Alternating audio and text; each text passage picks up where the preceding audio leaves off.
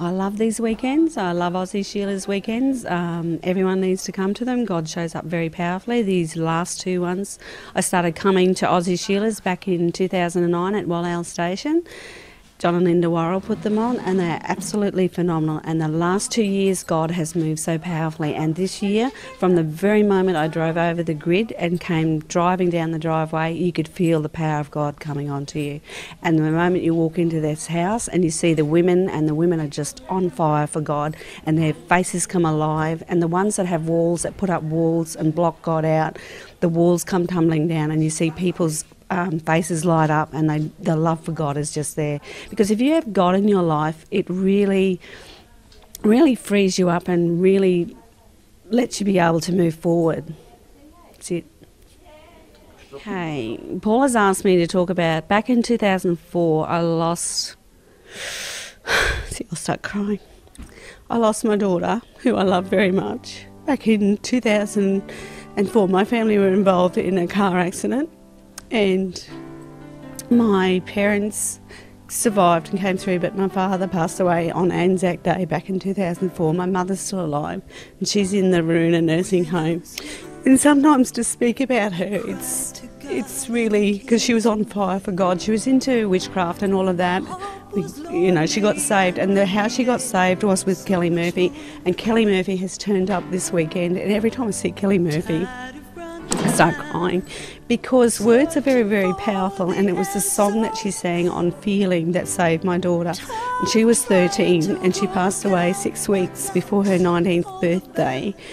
And I have found God in a really, really powerful way since then, and I'm so pleased that I have, because God is the only one that's helped me through this. Because when you lose someone, really, children are not supposed to pass away before you. Children are not, that's not the way things are done. Your parents pass away, your grandparents, your aunts, your uncles, even though you love them. But your children aren't supposed to go before you.